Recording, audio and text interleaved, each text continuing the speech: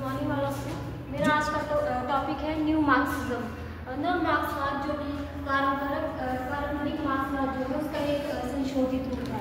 सामाजिक इसमें जो है परंपरागत मार्क्सवाद में क्या होता है कि आर्थिक संरचना पर अत्यधिक बल दिया जाता है, लेकिन जो नव मार्क्सवाद है उसमें सांस्कृतिक पहलू और राजनीतिक पहलू और विचारधारा पर अधिक बल दिया जाता है। वाह क्या बात बोली।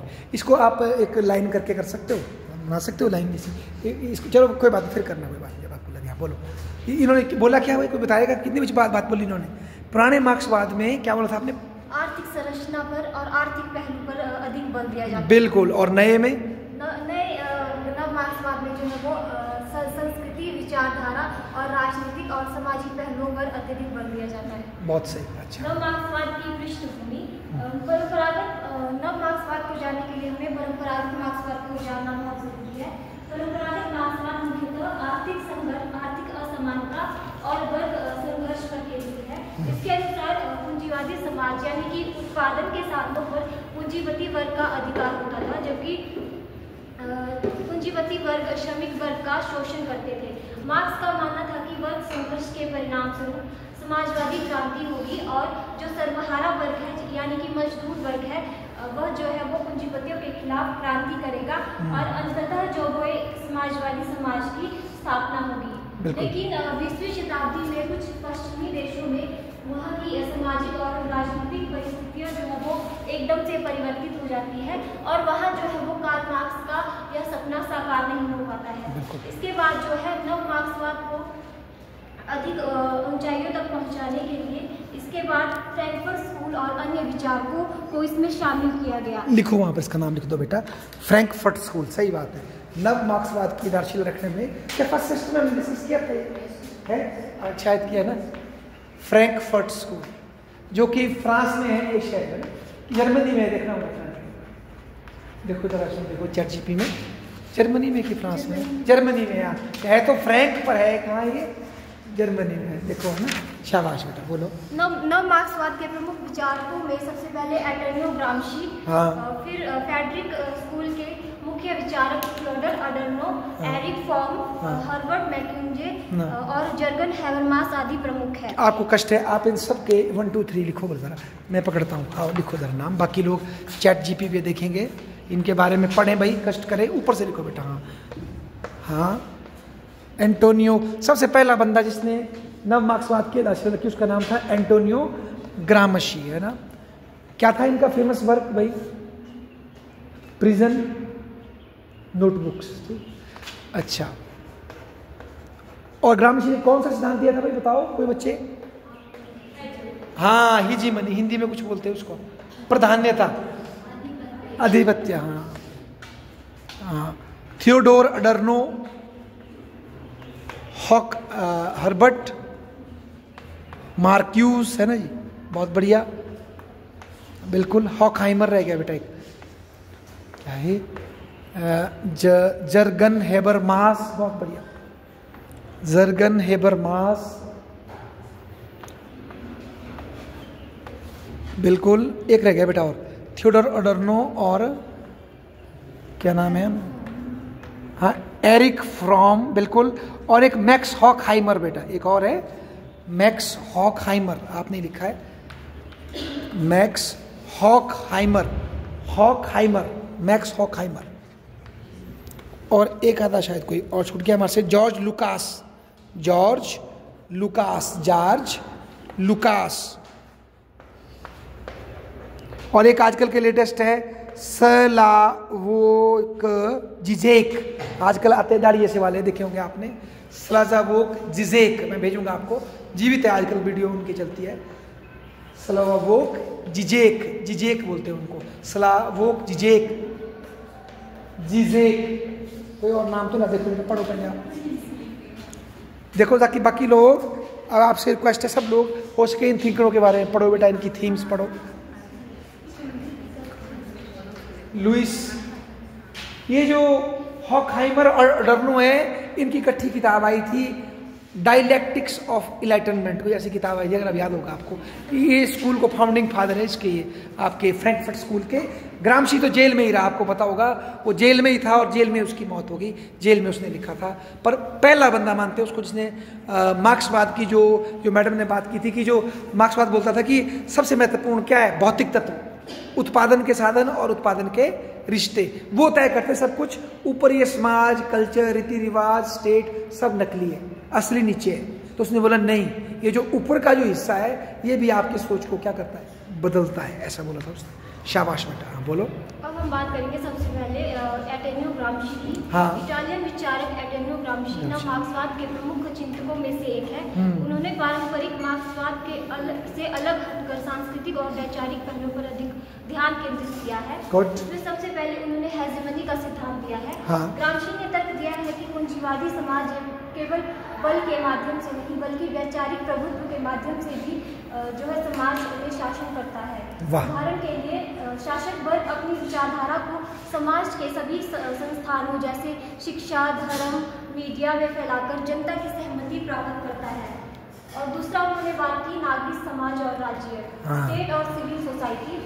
राज्य में उन्होंने शामिल किया सरकार, सेना, पुलिस, जो कि बल प्रयोग के द्वारा काम करती है। और नागरिक समाज में उन्होंने शामिल किया जिसमें स्कूल, मीडिया, चर्च आदि शामिल थे, जो विचारधारा को नियंत्रित करके जो है जो विचारधारा को नियंत्रित कर जनता की सोच को प्रभावित करते थे। बहुत अच्छा बेटा। तीसरा उन्होंने बात की जैविक बुद्धिजीवी वर्ग की, ऑर्गेनिक इंटेलेक्चुअल्स। हाँ बिल्कुल। ग्रामशी के अनुसार प्रत्येक सामाजिक वर्ग में अपने कुछ इंटेलेक्चुअल्स होते हैं, सामाजिक वर्ग इंटेलेक्चुअल बुद्धिजीवी लोग होते हैं जो उनकी विचारधारा, जो अपनी विचारधारा का निर्माण और प्रसार करते हैं। ग्रामशी का मानना है कि श्रमिक वर्ग को अपनी स्वतंत्र विचारधारा विकसित करनी होगी ताकि वे शासक वर्ग को सांस्कृतिक वर्चस्व को चुनौती दे सके। देखो इन्होंने कितना अगला विचार क्या इसके बाद। रुको, इससे पहले आपने 3 शब्द लिख दो जो आपने बताए। एक तो हिजीमनी लिखो जो आपने बोला, सबको कौन कौन से कॉन्सेप्ट दिए इन्होंने। एक दिया हिजीमनी, दूसरा बोला इन्होंने इंस्ट्रूमेंट ऑफ रिप्रेशन एंड हिजीमनी, है ना, ये सिद्धांत है उनका, इसको पढ़े सारा। दूसरा कॉन्सेप्ट कौन सा बताया बेटा आपने। हाँ, state and civil society. State डंडे से डरा कर आपको बंदा बनाता है, और ये स्कूल, चर्च, रिलीजन ये आपको प्यार से पुचकार के लाइन पे लाते हैं, ठीक है ना। इंस्ट्रूमेंट ऑफ सप्रेशन, और दूसरे को कुछ और बोलते हैं। शाबाश। लास्ट क्या है हमारा, ऑर्गेनिक इंटेलेक्चुअल। मतलब ऑर्गेनिक इंटेलेक्चुअल मतलब बोला मैडम ने कि ऐसे बुद्धिजीवी जो कि अपनी समाज से, अपने वर्ग से जुड़े होते हैं, और जो ये डोमिनेंट जो आइडियोलॉजी है उसके चक्कर में नहीं फंसते, वो उसके बरखिलाफ काम करते हैं। ऑर्गेनिक इंटेलेक्चुअल, इंटेलेक्चुअल होता है बुद्धिजीवी। शाबाश बेटा, बहुत बढ़िया। ये 3 शब्द याद रखे, कॉन्सेप्ट उनके पढ़े है ना। शाबाश बेटा। और बोलो। चौथा उन्होंने दिया ऐतिहासिक ब्लॉक, हिस्टोरिक ब्लॉक। ग्रामशी ने इस अवधारणा के जरिए बताया कि सामाजिक परिवर्तन तभी संभव है जब विभिन्न वर्गों के गठबंधन द्वारा वैकल्पिक विचार शक्ति का निर्माण किया जाए। अच्छा। ग्रामशी का विचार है कि पारंपरिक मार्क्सवाद से काफी अलग था, क्योंकि उन्होंने केवल आर्थिक संरचना पर निर्भर न रहकर संस्कृति और विचारधारा, नागरिक समाज की भूमिका पर भी अधिक जोर दिया कि वे इसीलिए वे नव मार्क्सवाद के प्रमुख विचारकों में गिने जाते हैं। इसके बाद हम बात करेंगे जॉर्ज लुकास की। ठीक है। जो ये तीसरा वर्ड क्या दिया इन्होंने, चौथा हिस्टोरिक ब्लॉक, कि भाई अगर पूंजीवाद को हराना है, कई वर्गों को इकट्ठे होकर एक टीम बनानी पड़ेगी और एक अल्टरनेटिव विचारधारा देनी पड़ेगी, तब आप पूंजीवाद को हरा सकते हैं, ठीक है ना। अब दूसरा लाइन जॉर्ज लुकास। भी नव मार्क्सवादी है जिनका योगदान विशेषकर साहित्य, दर्शन और समाजशास्त्र के क्षेत्र में रहा है। उनकी प्रमुख विचारधारा ऐतिहासिक भौतिकवाद, हिस्टोरिकल मैटेरियलिज्म और वर्ग चेतना, क्लास स्ट्रगल पर केंद्रित है, क्लास कॉन्शियसनेस। लुकास के नव मार्क्सवादी विचार, पुनर्जीवित वर्ग चेतना, क्लास कॉन्शियसनेस। उन्होंने तर्क दिया कि सर्वहारा वर्ग जो है, मजदूर वर्ग को अपनी स्थिति की सच्ची समझ को विकसित करना होगा। जॉर्ज लुकास ने झूठी चेतना यानी कि फॉल्स कॉन्शियसनेस कॉन्शियसनेस की अवधारणा को भी समझाया, जिसमें पूंजीवाद जनता को भ्रमित करता है और वास्तविक उत्पीड़न से भटकाता है। जैसे कि फॉर एग्जांपल आप अच्छे अच्छे मॉलों में घूम के अच्छे गुची गाची कपड़े लगाकर या जो भी आपने ब्रांड लगाकर आप थोड़ी देर ये फील कर सकते हो कि मैं तो इसका पार्ट हूँ, है ना। पर रियलिटी में अगर आप देखेंगे वो बोलेंगे कि जो आपकी आर्थिक स्थिति है उसके हिसाब से आपकी स्थिति रहेगी। तो थोड़ी देर ये आपको टीवी में मीडिया में भटका देता है और आप जिंदगी के जो असली चैलेंजेस है उससे आप अपनी आंखें क्या कर देते हो, मूंद देते हो। इसको बोलते हैं फॉल्स कॉन्शियसनेस। और क्लास कॉन्शियसनेस, जब आपको पता है कि हम किस वर्ग में आते हैं, हमारी क्या लड़ाई है और हमारे शत्रु कौन है, उनके खिलाफ आप फिर झंडा बुलंद करते हो, ऐसा बोलते हैं। आगे बोलो, शाबाश बेटा। इसके बाद फ्रैंकफर्ट स्कूल के बारे में हम जानेंगे। फ्रैंकफर्ट स्कूल नव मार्क्सवाद की एक प्रमुख शाखा मानी जाती है, जो कि शास्त्रीय मार्क्सवाद की सीमाओं से आगे बढ़कर संस्कृति, विचारधारा, मीडिया, समाज पर केंद्रित है। यह जो संस्था है, यह 1923 में संस्थान है जो 1923 में जर्मनी के फ्रैंकफर्ट में इंस्टीट्यूट फॉर सोशल रिसर्च के रूप में स्थापित हुआ था। इसके प्रमुख विचारक थे, जैसे पहले भी बताया था, Max Horkheimer, Theodor Adorno, Herbert मैककिंजे, एरिक फॉर्म और जर्गन हैबरमास आदि इसमें शामिल थे। सबसे पहले हम बात करेंगे थियोडर अडर्नो और मैक्स होपशाइमर। थियोडर अडर्नो ने और मैक्स होपशाइमर ने मिलकर एक पुस्तक लिखी थी, डायलेक्टिक ऑफ एनलाइनमेंट, 1944 में इन्होंने लिखी थी। इन्होंने संस्कृति उद्योग यानी कि कल्चरल इंडस्ट्री को अधिक महत्वपूर्ण माना। अडर्नो और होपशाइमर ने कहा कि जो फिल्में, संगीत, टीवी और विज्ञापन होते हैं वो लोगों को निष्क्रिय बना देते हैं और पूंजीवादी व्यवस्था को अधिक मजबूत और सुदृढ़ बना देते हैं। फॉर एग्जाम्पल, जो बॉलीवुड और हॉलीवुड में बनने वाली जो कमर्शियल फिल्में होती हैं वो सिर्फ मनोरंजन के लिए होती है और वो जो जनता को गंभीर सामाजिक मुद्दों और समस्याओं को ध्यान न देने के लिए भटकाती है।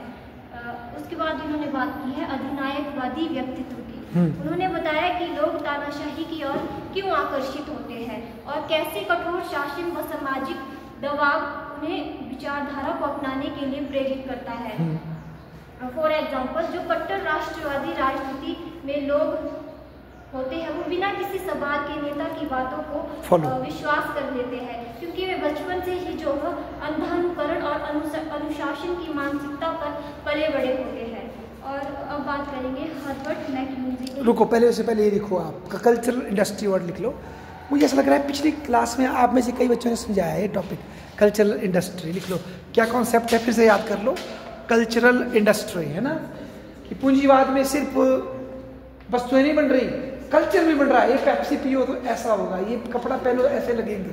कल्चर इंडस्ट्री है ना बेटा, बहुत बढ़िया, शाबाश। अब अगला बोलो, गुड। इसके बाद बात करेंगे हर्बर्ट मैककिंजे की। हाँ, हर्बर्ट मैककिंजे ने बात की कि हर्बर्ट मार्क्यूज बोलो, मार्क्यूज, हाँ बोलो। मार्क्यूज ने बात की कि आधुनिक पूंजीवादी समाज लोगों को एक आयामी यानी कि वन डायमेंशियल मैन बना देता है। उन्होंने बात लिखो इसको, ये वर्ड आया था पीछे, बच्चे बता रहे थे, कल हम क्लास में डिस्कस कर रहे थे सीनियर के साथ, नेट में आया था, वन डायमेंशनल मैन, एक आयामी व्यक्ति, वन डायमेंशनल मैन, है ना। डायमेंशन क्या होता है बेटा, आयाम, आपके जीवन का आयाम। नल मैन, शाबाश। ये किताब है उनकी फेमस किताब, इतनी और कोई फेमस किताब नहीं है उसकी। आगे बोलो, शाबाश। यानी कि वे केवल उपभोक्तावाद और भौतिक सुखों पर ही केंद्रित हो जाते हैं। फॉर एग्जाम्पल, लोग सोचते हैं कि वे स्वतंत्र हैं तो क्योंकि उनके पास महंगे फ़ोन है, ब्रांडेड कपड़े हैं और कई एंटरटेनमेंट ऑप्शन है, लेकिन असल में वे सिर्फ एक उपभोक्ता बनकर रह जाते हैं और बड़ी कंपनियों के लिए लाभ के लिए वो काम करने लग जाते हैं। जर्गन हैबरमास की बात करेंगे। जर्गन हैबरमास ने जनमत की अवधारणा दी, जिसमें उन्होंने बताया कि लोकतंत्र तभी मजबूत हो सकता है जब जनता स्वतंत्र रूप से विचार विमर्श कर सकेगी। उन्होंने कहा कि पूंजीवादी मीडिया लोकतांत्रिक संवाद को बाधित करता है और जनमत को पूरी तरह से नियंत्रित कर देता है। मीडिया की भूमिका, फॉर एग्जाम्पल, आज बड़े कॉर्पोरेट घराने मीडिया को नियंत्रित करते हैं, जिससे कि सिर्फ उन्हीं खबरों को प्रमुखता दी जाती है जो पूंजीपतियों के हितों में होती है। इसके बाद एक मिनट, इसने मतलब इसका मतलब इसने थ्योरी दी थी, पब्लिक स्पेयर की थ्योरी दी थी इसने ना। अच्छा, आगे बोलो, शाबाश। एरिक फॉर्म का मानना है कि आधुनिक समाज में लोग असली खुशी और प्रेम की जगह भौतिक चीज़ों को प्राथमिकता देते हैं। उन्होंने कहा कि पूंजीवाद लोगों को आत्म केंद्रित और असंतुष्ट बना देता है, जिससे कि वे प्यार, दोस्ती और सामाजिक रिश्तों को भी बाजार की दृष्टि से देखने लगते हैं। फॉर एग्जाम्पल, आज लोग सोशल मीडिया पर रिश्तों को भी ब्रांड और इमेज की तरह ट्रीट करते हैं, जिससे कि वे सच्चे संबंधों की जगह दिखावे पर ध्यान देने लगते हैं। हाँ, एग्जाम्पल मैं देता हूँ। जैसे फॉर एग्जाम्पल आजकल हम देखते हैं कई सेलिब्रिटियों की शादी हो रही है, फिर बाद में उनके साथ उनका तलाक हो रहा है और महंगे महंगे फिर वो डाइवोर्स के वो फाइल हो रहे हैं, मतलब जो भी एलिमोनी और वो भी, तो मतलब सेंस शादी भी वो हो गई, एक तरह का डील टाइप हो गई है ना, मतलब। तो ये बताता है एरिक फॉर्म कि लोग स्व केंद्रित और सेल्फिश हो चुके हैं। आगे बोलो। अब हम बात करेंगे नव मार्क्सवाद की विशेषताओं की। नव मार्क्सवाद की मुख्य विशेषताएं हैं जो कि परंपरागत मार्क्सवाद से काफी भिन्न है। सबसे पहले परंपरागत मार्क्सवाद का संशोधन। नव मार्क्सवाद जो है वो परंपरागत मार्क्सवाद का संशोधन करता है। वो आर्थिक पहलू से उठकर सांस्कृतिक और वैचारिक पहलुओं पर ध्यान केंद्रित करता है। दूसरा है संस्कृति और विचारधारा, इसमें भी सेम ऐसे ही होगा। तीसरा है राज्य की भूमिका। जो परंपरागत मार्क्सवाद था उसमें जो है वो राज्य को जो है वो पूंजीपति के हाथों का उपकरण माना जाता था, लेकिन नव मार्क्सवाद में क्या होता है कि जो राज्य को जो है एक स्वतंत्र संस्था के रूप में भूमिका निभाने स्वतंत्र संस्था के रूप में जो है वो भूमिका निभाता है राज्य। फ्रैंकफर्ट स्कूल का प्रभाव नव मार्क्सवाद में बहुत ज़्यादा देखने को मिलता है। इसमें Theodor Adorno, Max McLuhan, Jurgen Habermas, Erich Fromm आदि विचारकों का प्रभाव जो है नव मार्क्सवाद पर बहुत अधिक बड़ा है। सामाजिक असमानता का व्यापक अध्ययन। परंपरागत मार्क्सवाद जो है सामाजिक असमानता को केवल क्रांति के साधनों से पाना जाता है, लेकिन जो नव मार्क्सवाद है उसमें जाति, धर्म, लिंग, असामाजिक समस्याओं के ऊपर भी जो है वो ध्यान केंद्रित किया जाता है। और उसके बाद है सुधारवादी दृष्टिकोण। नव मार्क्सवाद में जो है वो सुधारों और नीतिगत बदलावों के द्वारा समाज में सुधार लाने की बात कही गई है। वैश्वीकरण और उपभोक्तावाद की आलोचना। नव मार्क्सवाद में जो है वैश्वीकरण, बहुराष्ट्र कंपनियों, उपभोक्तावाद की आलोचना की गई है और इसे समाज के लिए जो है वो सही नहीं माना गया है। व्यापक सामाजिक आंदोलन। नव मार्क्सवाद में व्यापक सामाजिक आंदोलनों जैसे नारीवाद आंदोलन, पर्यावरण आंदोलन, मानव अधिकार आंदोलन आदि सामाजिक आंदोलनों के द्वारा समाज में परिवर्तन लाने की बात की गई है। इसके बाद है नव मार्क्सवाद की आलोचनाएं। वर्ग संघर्ष की प्राथमिकता को कम करना। परंपरागत मार्क्सवादियों का मानना है कि जो नव मार्क्सवाद है उन्होंने वर्ग संघर्ष की प्राथमिकता को जो है वो पूरी तरह से कम कर दिया है और उसकी जगह पर उन्होंने संस्कृति और विचारधारा को अधिक महत्व दे दिया। शाबाश। अधिक सैद्धांतिकता। नव मार्क्सवाद परंपरागत मार्क्सवादियों का मानना है कि नव मार्क्सवाद जो है वो अधिक जटिल और सैद्धांतिक है, जिसके द्वारा इसे समझ पाना बहुत ही मुश्किल है। राज्य की स्वतंत्रता पर संदेह, सांस्कृतिक और वैचारिक पहलुओं पर अत्यधिक जोर। इसमें जो है वो सांस्कृतिक और वैचारिक पहलुओं पर अत्यधिक जोर किया है, जिसके कारण भी यह समाज के लिए उचित प्रतीत नहीं होता है। और मार्क्सवाद से विचलन। परंपरागत मार्क्सवादियों का मानना है कि नव मार्क्सवाद जो है वो मार्क्सवाद से बिल्कुल विचलित हो जाता है, हट गया है, तो जिससे कि यह अपनी भूमिका खो चुका है, महत्व खो चुका है। ठीक है। पूंजीवाद के प्रति नरम रवैया। जो नव मार्क्सवादी है उन्होंने पूंजीपतियों के प्रति नए नरम रवैया अपनाया है, क्योंकि उन्होंने कोई बात नहीं, ताली बजाओ। बहुत टफ टॉपिक था।